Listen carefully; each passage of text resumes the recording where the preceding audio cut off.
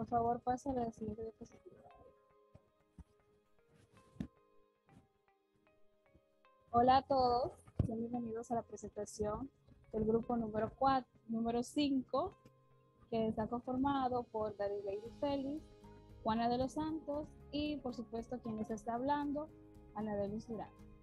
Nosotras presentaremos los temas: teoría sinérgica de Adam y la teoría de procesamiento de la información. La siguiente, por favor.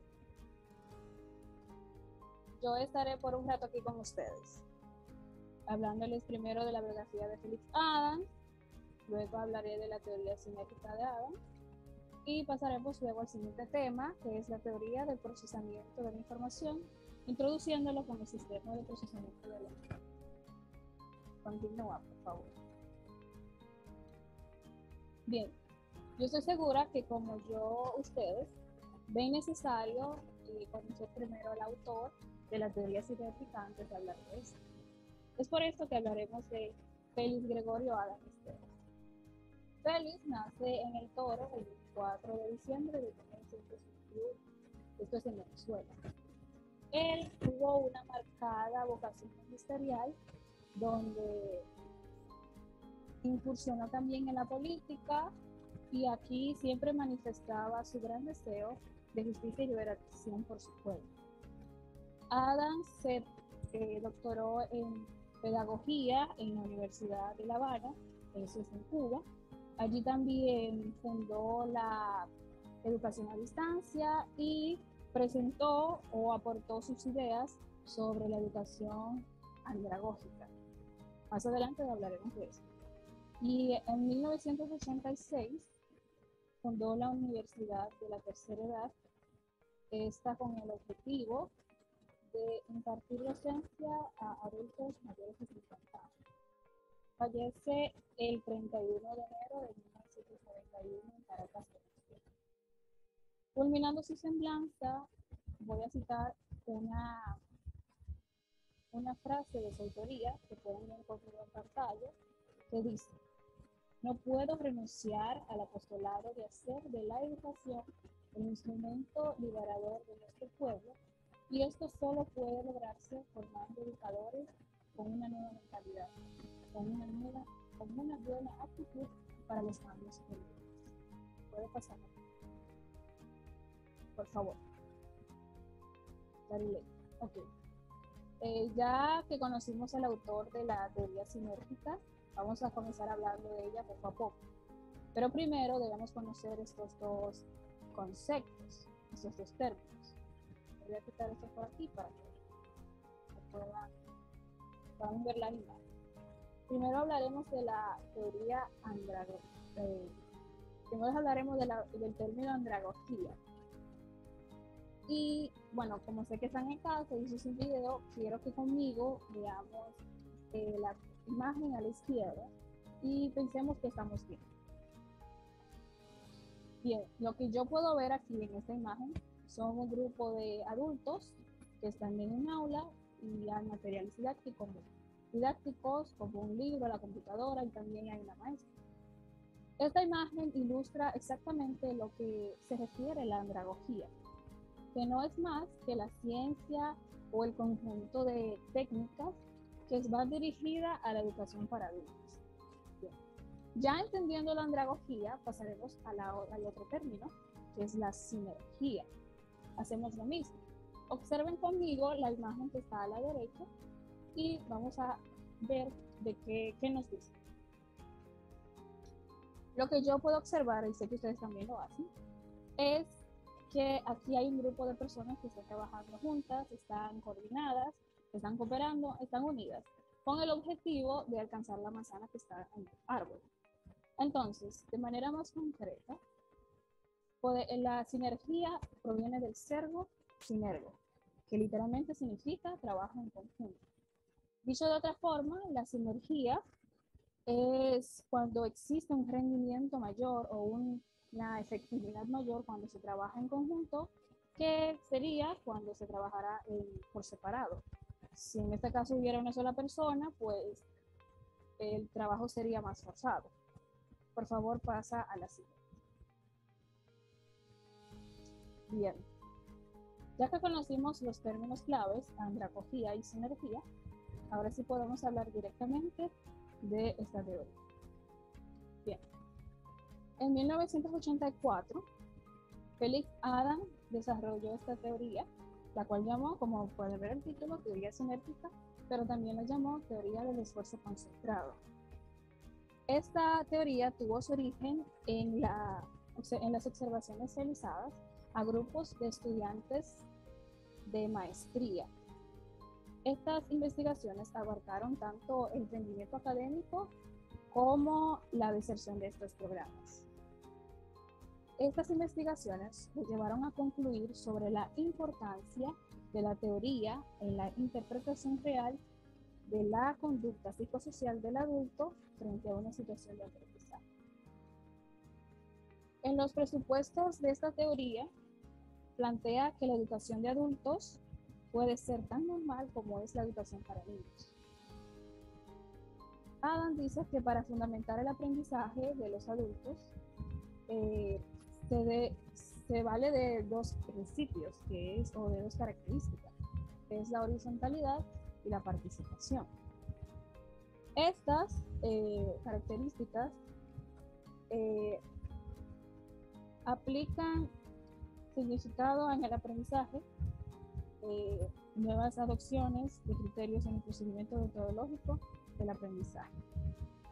Ada en 1979 define la horizontalidad de la siguiente manera.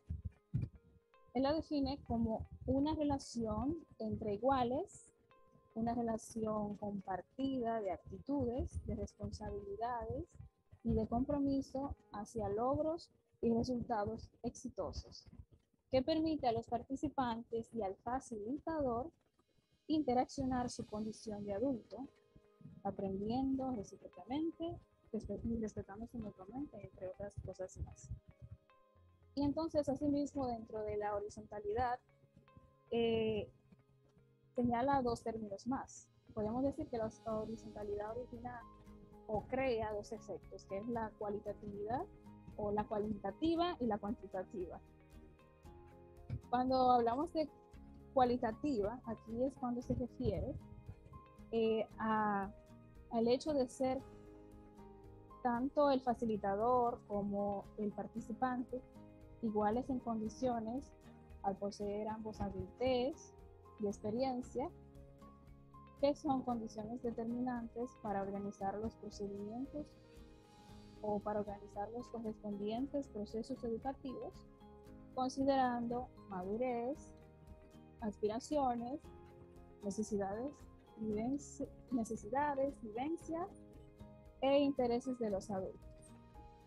En cuanto se habla de la cuantitativa, es aquí cuando hablamos de la relación que tienen los cambios físicos experimentados en las personas adultas, en general después de los 50 años, tales como el deterioro de la visión y la audición, y también la disminución de la velocidad de respuesta del sistema nervioso central. Ahora hablamos de la segunda característica, que es la participación. Esta no es más que la acción de tomar decisiones en conjunto o tomar parte con otros en la ejecución de una tarea determinada. Ok, dicho de todo lo, habiendo dicho todo lo que dije, para que podamos entender un poco más la horizontalidad y la participación, me parece necesario hacer un ejemplo y espero que ustedes también formulen su propio ejemplo para que puedan comprenderlo mejor. Vamos a dar un viaje al pasado y vayámonos a nuestro centro educativo en la secundaria o en la educación básica. Recuerdan ustedes, y ya lo hemos hablado en otras exposiciones, que el sistema educativo que se imparte es un sistema educativo tradicional. Es un sistema vertical, donde existen los estudiantes buenos, que tienen más puntos, más calificaciones, y los estudiantes malos, que tienen menor calificación. También aquí sabemos que el maestro es autoritario y los estudiantes solo tienen que reproducir y obedecer. Pero entonces ahora veamos eso de otra manera. La horizontalidad y la participación lo que nos dice es que los alumnos son iguales, claro está, son diferentes, pero hay una igualdad, una horizontalidad, ¿verdad que sí? Donde todos tienen sus ideas y donde el maestro no es autoritario, es más bien llamado guía.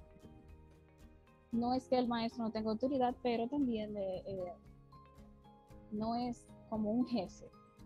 Ahí el sistema de horizontalidad en la educación nos dice que debemos tener pensamientos propios y criterios. En la participación nos dice que debemos trabajar en conjunto, no de manera separada. Espero que hayan entendido el ejemplo. Entonces, lo que dije, pasaremos ahora a los señalando señalaremos un principio que Adams que es parte de la sinergia que está aquí en pantalla debajo del título, que dice el todo superior a las partes que lo integran. Es más o menos lo que dije anteriormente de la horizontalidad y la participación. Según la teoría sinérgica, lo que posibilita el aprendizaje es la reacción percepto-atentiva del sujeto frente al objeto de estudio. Cuando hablamos de percepto atentivo, estamos hablando de percepción y atención.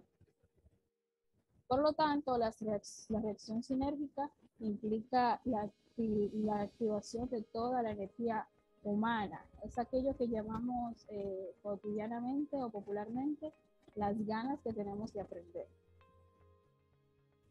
El aprendizaje del adulto requiere de una combinación físico-mental, donde las reacciones psíquicas, afectivas y motoras se integran a la conducta percepto-atentiva, ya que el percibir y atender origina mecanismos sinérgicos que jerarquizan la estimulación exterior,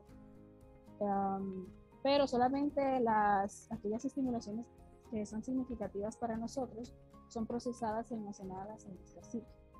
Es decir, como nos pasa a nosotros cuando estamos en una tarea o estamos en clase. Estamos rodeados de muchísimos estímulos y por medio de nuestros órganos sensoriales los percibimos.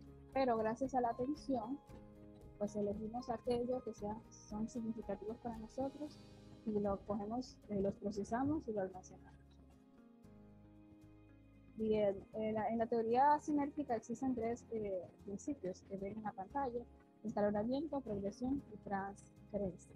El principio de escalonamiento nos dice que es la distribución en el tiempo del contenido del aprendizaje en forma ordenada, siguiendo una progresión ascendente y continua. Mientras que el principio de progresión dice que la organización progresiva del aprendizaje fortalece las bases de la transferencia del conocimiento.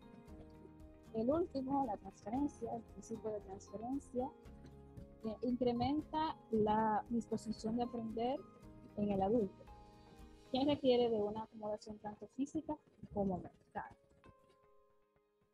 Para finalizar la teoría sinérgica de Adams, Adams, a través de esta teoría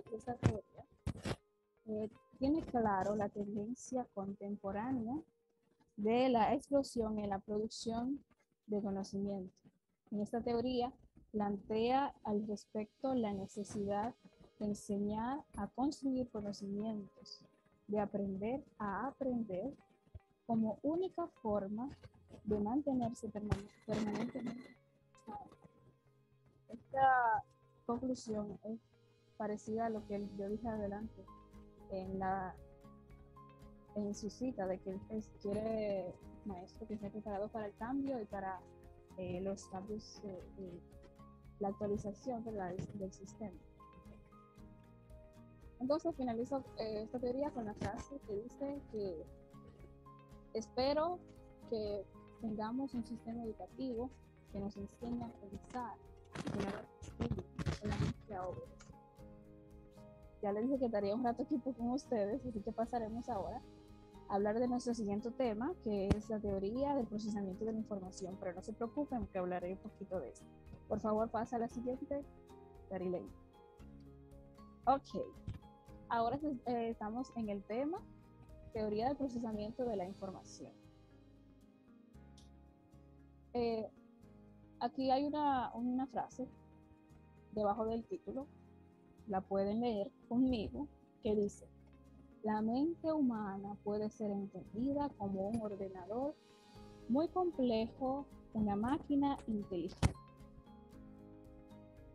Más adelante daré una preguntita en el aire. Yo sé que estamos en un video, pero creo que es importante. Dale hacia atrás. Ok, ahí. Esta teoría compara la mente humana con un ordenador para elaborar modelos que expliquen el funcionamiento de los procesos cognitivos y el modo en que determinan la conducta. Se enfoca en la manera en que las personas ponen atención a los eventos del ambiente, o sea, los estímulos. Codifican la información que deben aprender, la relacionan con los conocimientos que ya tienen en la memoria, almacenan este nuevo conocimiento y lo recuperan a medida que lo necesitan.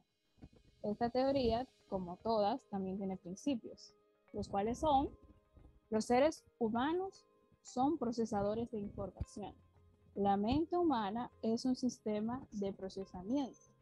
También nos dice otro principio: la cognición es una serie de procesos mentales. Y por último, el aprendizaje es la adquisición de representaciones mentales. Las teorías del procesamiento de la información se interesan en la atención, la percepción y la codificación.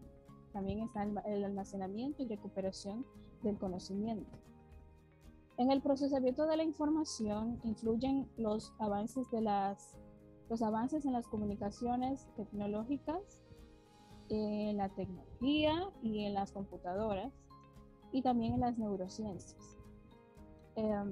Existen dos influencias históricas importantes sobre las teorías contemporáneas del procesamiento de la información. Estas son la psicología de Gestalt y el aprendizaje verbal. Puedes pasar a la siguiente, por favor.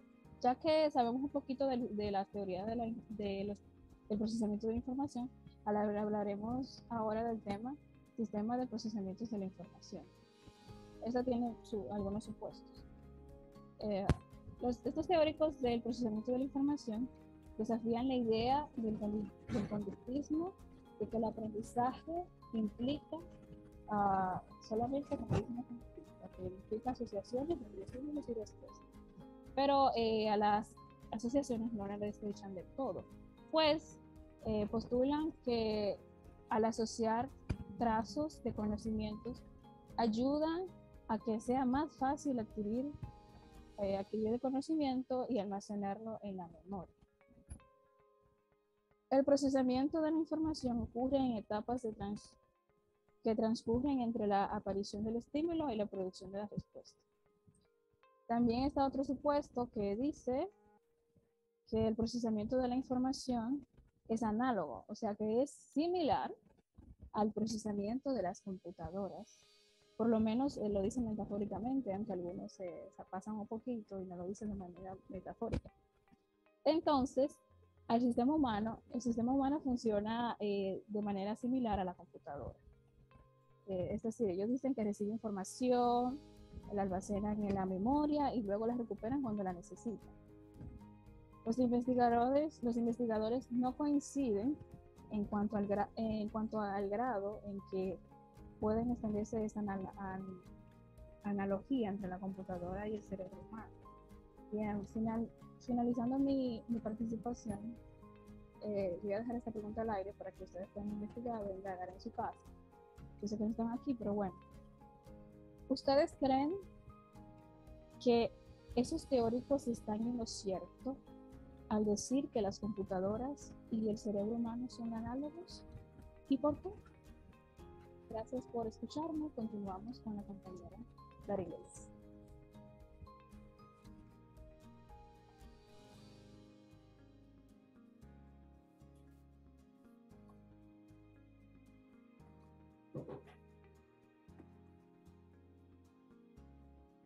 Buenas noches, mi nombre es Lady Félix. El día de hoy estaré compartiéndole acerca de los temas de lo que es la atención, la percepción, los modelos de memoria de los almacenes y diversos sistemas más que estaremos abordando más adelante. Empezaré abordando acerca de la atención. La atención es el proceso por el cual podemos dirigir nuestros recursos mentales sobre algunos aspectos del medio, lo más relevante, o bien sobre la ejecución de determinadas acciones que consideramos más adecuada entre lo posible. El término atención se escucha con frecuencia en contextos educativos de que los profesores y los padres se quejan de que los estudiantes no le ponen la suficiente atención a las instrucciones.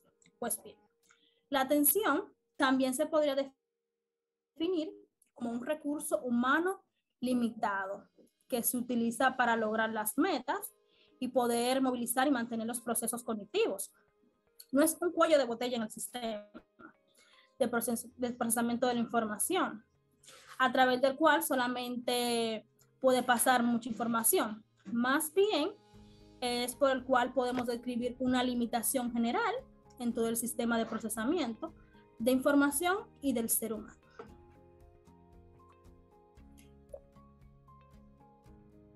Cuando hablamos de atención, ¿qué importante es la atención al aprendizaje?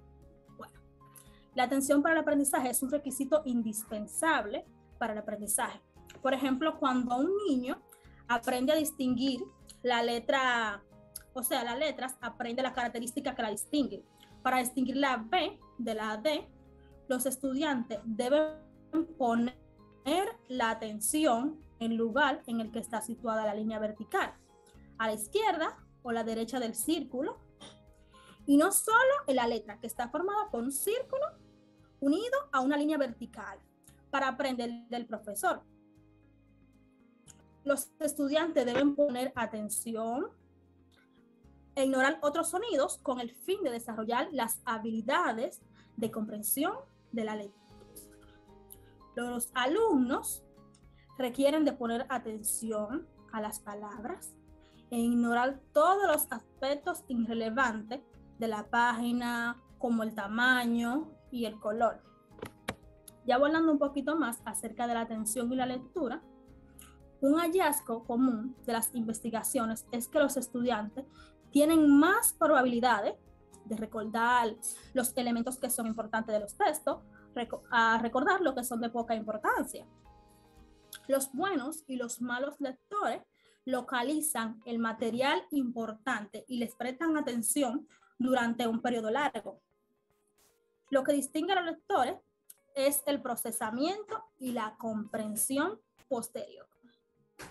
Tal vez los malos lectores, al preocuparse más por las tareas básicas de lectura, como la codificación, se distraen de los elementos importantes y no de los elementos importantes y no lo procesan de la manera adecuada para retenerlo y poder recuperarlos. Es probable que los buenos lectores, al poner atención al material, sean más capaces de poder relacionar la información con su conocimiento, darle un significado y pasarlo, ya que todos estos factores mejoran la comprensión. Ya pasaré un poquito ahora acerca de la teoría Gestalt. La teoría Gestalt, el movimiento de la Gestalt comenzó en Alemania a principios del siglo XX, encabezado por un pequeño grupo de psicólogos en el 1912. Max Weber, creo que se pronuncia, escribió un artículo sobre el movimiento aparente. El artículo fue importante entre los psicólogos alemanes en esa época, pero no tuvo la influencia en Estados Unidos, donde el movimiento de la Gestalt aún no empezaba. La teoría postula que las personas utilizan principios para poder organizar las percepciones, entre lo que destacan la relación, figura, fondo, semejanza del destino común, la sencillez y el cierre. Bien. El principio de la relación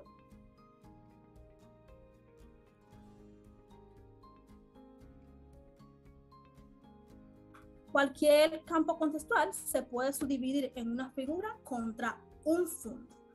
Las características más notables, como es el tamaño de su fondo, cuando ambos son ambiguos, los observadores tienden a organizar de una manera más alternativa la experiencia sensorial en forma y luego en otra. Como podemos ver en esta imagen aquí, si observamos la imagen de la izquierda, unas personas verán una figura y otras podrán distinguir otra. Por ejemplo, una parte distinguirá una copa y otros podrán ver dos caras mirándose fijamente. Por eso, la percepción es un reconocimiento de patrones, es el significado que asigna a los estímulos ambientales que reciben los medios de los sentidos. Los registros sensoriales a través de la vista, el oído, el tacto, el olfato, el gusto, los órganos de los sentidos, recibimos y entendemos los estímulos del ambiente. La teoría del procesamiento de información postula que cada sentido tiene su propio registro, el cual retiene la información brevemente en la misma forma en la que la reciben. Por ejemplo, la información visual se retiene de una forma visual y la información auditiva en una forma auditiva, claro. La información sensorial permanece en el registro sensorial, solo una fracción del segundo, y la parte de entrada sensorial se transfiere a la MT para un mayor procesamiento. El resto de la información es borrada y reemplazada por nuevos estímulos. Los registros sensoriales operan en forma paralela, ya que varios sentidos pueden actuar de manera simultánea, pero independiente de los otros. Los tipos de memorias sensoriales que más se destacan, que más se han estudiado, son la icónica, vista, y escoica, oído. Ya cuando hablamos un poquito acerca de la comparación con la MLP, la percepción ocurre a través de un procesamiento ascendente y descendente.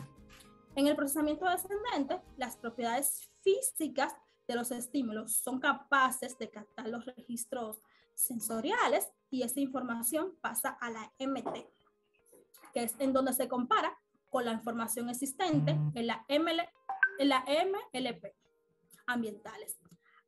A asignarle significado. Los estímulos ambientales tienen propiedades físicas tangibles si se parte de suponer que todas las personas poseen una visión de un color normal, todas aquellas personas que tienen una vista normal, como por ejemplo para poder distinguir una pelota de tenis amarilla, la reconocerá como un objeto amarillo, pero solo quienes están familiarizados con el tenis la van a reconocer como una pelota de tenis. El tipo de información con que la persona ha adquirido explica los diferentes significados que asignan a los objetos. Pasaré a hablarle un poco acerca del modelo de la memoria de dos almacenes. El modelo de la memoria de dos almacenes dual ha sido extensamente aplicado. La información ingresa a través de los registros sensoriales, aunque existen un registro para cada órgano de los sentidos, la mayoría de la investigación se refiere a los registros visual y auditivo. El modelo de la memoria de almacenes dual ha sido extensamente aplicado. La información ingresa a través de dos registros sensoriales, aunque existe un registro para cada órgano de los sentidos. La mayoría de la investigación se refiere a los órganos visual y auditivo. Hasta aquí mi aporte, lo dejaré con mi compañera.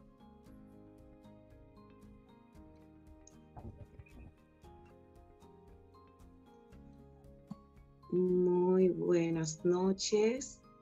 Mi nombre es Juana de los Santos y voy a continuar con la exposición. En este momento voy a hablarle acerca de la memoria a largo plazo memoria a corto plazo y la imaginería. Puede pasar la diapositiva.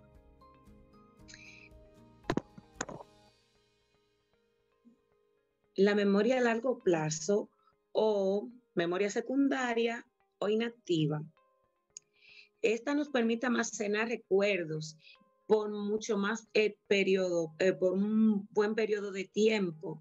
E incluso con esta memoria tiene la suficiente capacidad de tú guardar o almacenar todas las informaciones durante la vida, excepto que tú tengas algún tipo de enfermedad que de memoria que te haga olvidar todo lo que ya tú hayas vivido. Pero con esta memoria podemos todas las cosas que nos van pasando según las circunstancias de nuestra vida, irla almacenando según yo vaya avanzando, lo voy a ir explicando cómo se maneja aquí la memoria a largo plazo. Esta está ubicada en la corteza cerebral. En la memoria de largo plazo tenemos dos tipos, que sería la episódica, que viene siendo cuando tú recuerdas un ejemplo, un episodio específico, puede ser de un ejemplo de un día, como puede ser de un año o dependiendo del tiempo. Pero en esta memoria tú siempre vas a tener como la oportunidad de, como decir, tú prendes algo, decir, tú le das un botón y con la memoria a largo plazo tú puedes llegar a volver a recordar eso que ya tú viviste, no importando el tiempo. No sé si ustedes pueden observar que nosotros ya somos adultos y podemos llegar a recordar algo que nos pasó en nuestra niñez. Todas estas cosas están guardadas o almacenadas, si se podría decir así, en la memoria a largo plazo. También aquí el otro tipo de memoria es la semántica. En esta están las ocupaciones y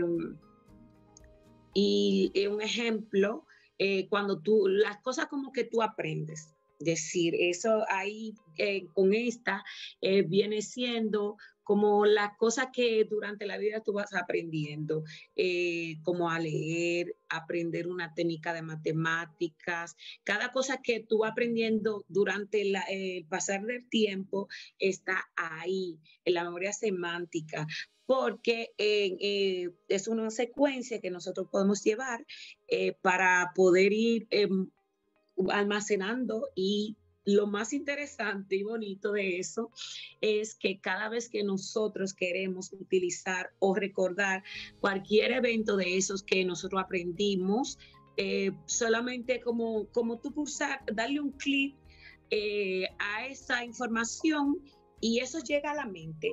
O sea, que con esta memoria nosotros podemos tener la habilidad de poder, como dije anteriormente, al menos que nosotros, un ejemplo, no hayamos tenido algún tipo de enfermedad degenerativa que nos haga olvidar, nosotros tenemos eso ahí para nosotros poder guardar todo tipo de información que nosotros no hayan pasado en nuestra vida, y simplemente con un ejemplo, eso como tú cuando quieres recordar algo, como tú dar un viaje al pasado y llegar a ese evento, que si uno se imagina, o sea, lo lleva a la imaginación, sería como, o decir, como un dispositivo de una computadora, un teléfono, que uno busca algo y un ejemplo, algo que uno tiene almacenado, puede ser de corto o largo tiempo, pero uno entra a esa información y puede conseguirla.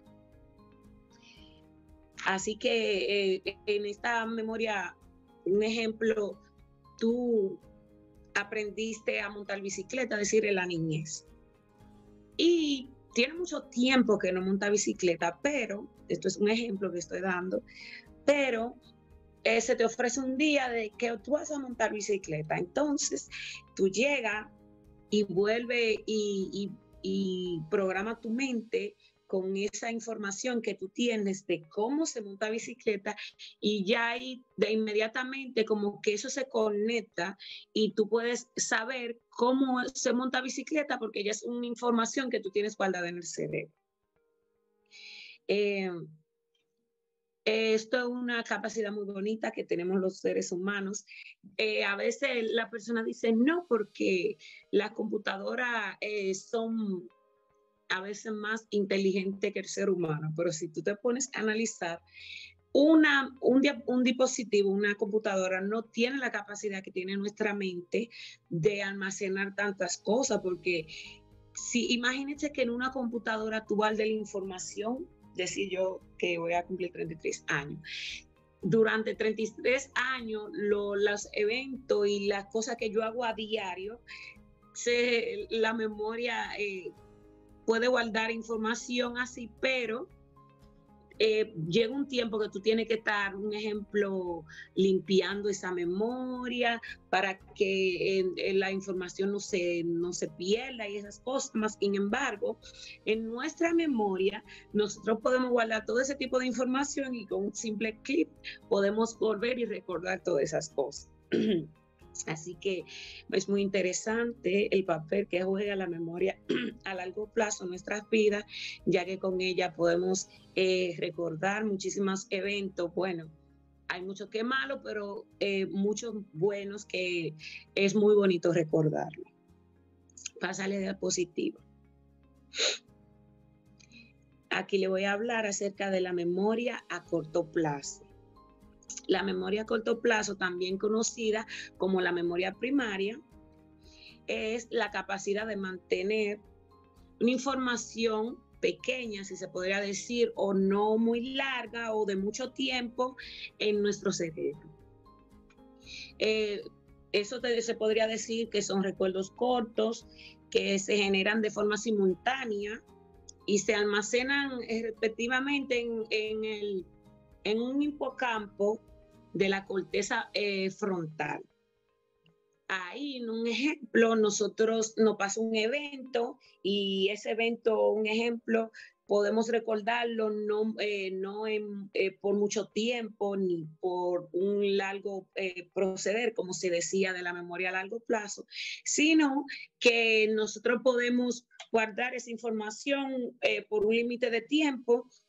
Entonces, ya después que tenemos esa información, esa va a pasar más adelante a la memoria a largo plazo, que es en la cual sí podemos almacenar y poder guardar toda la información que nosotros queramos. O sea que estas dos trabajan en conjunto una de otra, ya que la memoria a corto plazo, tú, un ejemplo, coge una información, o sea, la tienes, pero ya después de un corto tiempo, entonces pasa a la memoria a largo plazo.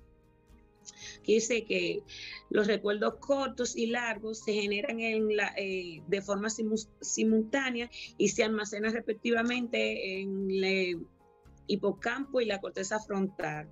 También dice que los lóbulos temporales se encuentran detrás de los ojos,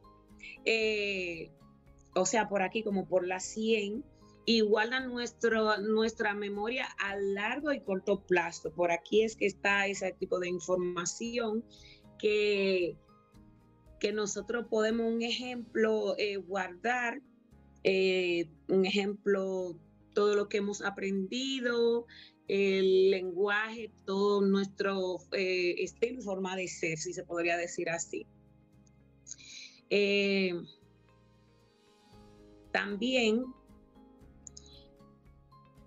con esta memoria, un ejemplo, podemos recordar un ejemplo, el nombre de personas simultáneamente, y un ejemplo, una dirección, que eso no son cosas, si nos la dan en ese instante, y ¿dónde queda tal sitio? Nos dan una explicación, mira, tú dobla por ahí, bueno, esa está en la memoria a corto plazo, porque tú vas ahí siguiendo un rastro de que, bueno, queda por ahí, pero ya si de esa dirección que a mí me dieron, yo quiero volver, un ejemplo, al año, a ese mismo lugar, bueno, ya yo tendría que trasladarme a mi memoria a largo plazo para yo poder recorrer esa información y recordar, bueno, mira, por aquí queda y por ahí tengo que pasar.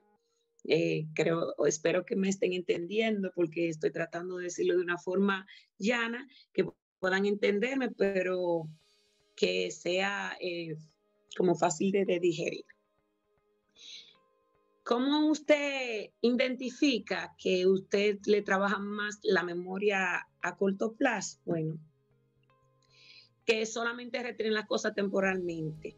Un ejemplo, no sé si ustedes conocen personas así, que usted le dice algo y como se podría decir, casi al instante, tú vuelves y les preguntan y esa persona no sabe retener ni un número de teléfono, ni una información. Tú al momento, tú le preguntas qué yo te dije, o cómo fue. Yo he estado cerca de personas que te dicen, te voy a dar estos números para que tú me lo digas, y hay personas que no pueden retener, o sea, o sea, por mucho tiempo una información. Entonces, ahí estaría teniendo, como decir, un problema de memoria a corto plazo, porque aunque la memoria a corto plazo no se retiene las cosas por mucho tiempo, pero por lo menos la información que te dan, tú la retienes por un lazo de tiempo. Tú puedes durar algunos minutos con esa información, pero ya las personas que tú le dices una información y tú se la preguntas y no sabes repetírsela, están teniendo problemas de memoria a corto plazo.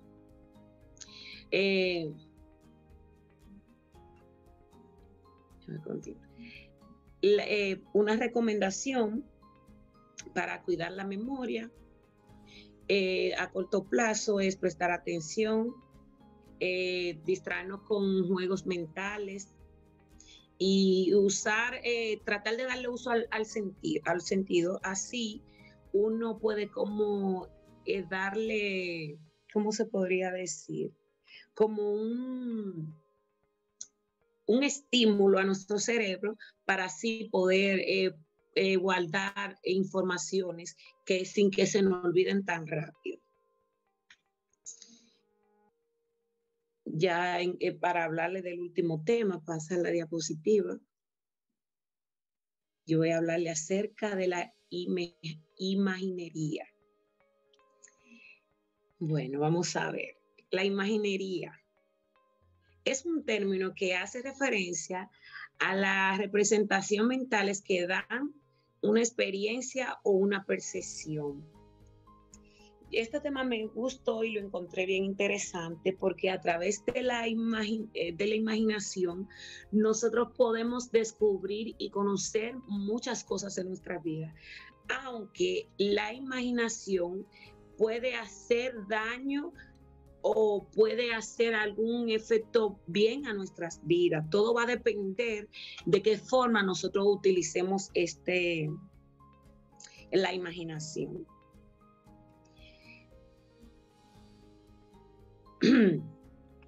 Con la imaginación nosotros podemos, un ejemplo, llevar alguna actividad a cabo.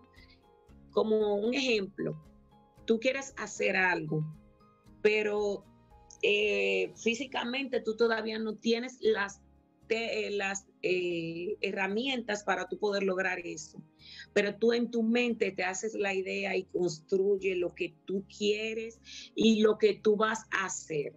Entonces tú en tu mente empiezas a ejecutar esa idea que tú tienes y la imaginas, la forma y cómo tú la quieres, y eso te puede llegar a hacer lograr lo que tú quieres. O sea, después que ya tú la tienes aquí en la mente, tú puedes poder ejecutarla, pero todo eso va de la mano con que tú empiezas a llevarla y la imaginación y la vas pensando de cómo, un ejemplo, tú la vas a hacer. Gracias a la imaginación podemos pensar más allá de los confines de nuestras situaciones. O sea, a veces nosotros estamos pasando por un momento y entramos a la imaginación y a veces llevamos nuestra mente a otro nivel y por un momento podemos como despejar la mente con esa situación que nos está pasando. Y la mayoría de ideas que nos llegan a nuestra mente y de las cosas que hacemos, vienen a través de la imaginación.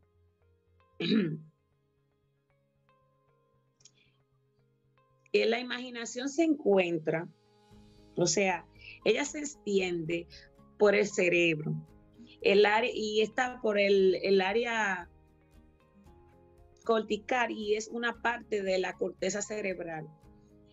Y con esta nosotros podemos, es como un campo, un hipocampo, como se decía también de la memoria a corto plazo, que en el cual está, no sé si ustedes han escuchado hablar de una parte que tenemos en el cerebro, que es como un pequeño botoncito rojo que se llama amígdalas, que es a donde nosotros tenemos como las emociones de como cuando una gente dinámica y ese tipo de cosas.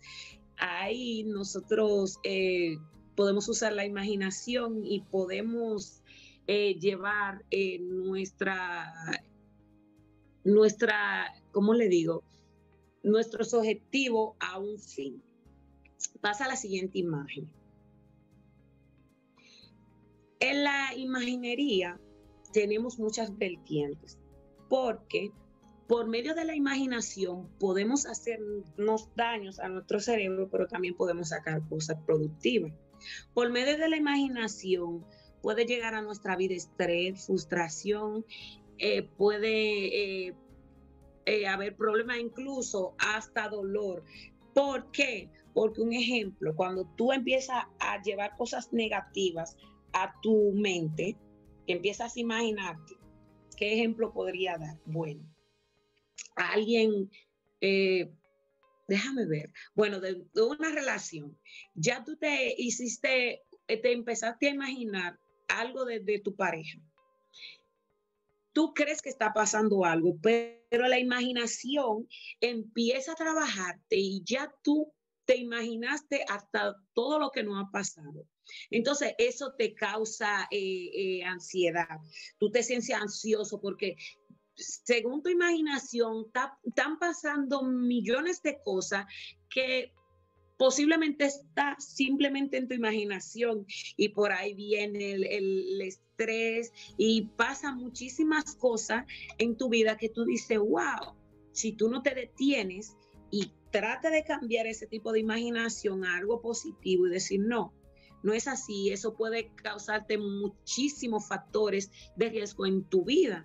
Un ejemplo, como cuando ya tú estás muy cargado, eso te lleva información a tu cuerpo, la cual eso puede causarte daños de diferentes formas. Entonces, ¿qué yo recomendaría? Una opinión personal, que si vamos a imaginarlo, lo hagamos para cosas productivas, que usemos esta parte importante que Dios nos trajo a nuestro cerebro para que nosotros podamos hacer cosas productivas, como así mismo como nosotros no imaginamos cosas cuando es algo negativo que puede dañarnos, así mismo no imaginemos cosas que puedan ser productivas para nuestras vidas, que podamos avanzar, que decir yo sí puedo, yo voy a hacerlo de tal forma, y que creemos un estado de nuestras vidas que cuando nosotros ya tengamos ese mundo hecho que sea productivo para nosotros, solamente nos queda ejecutar. Así que muchísimas gracias. Hasta aquí es mi tema. Pasen bonita noche y espero que les haya gustado.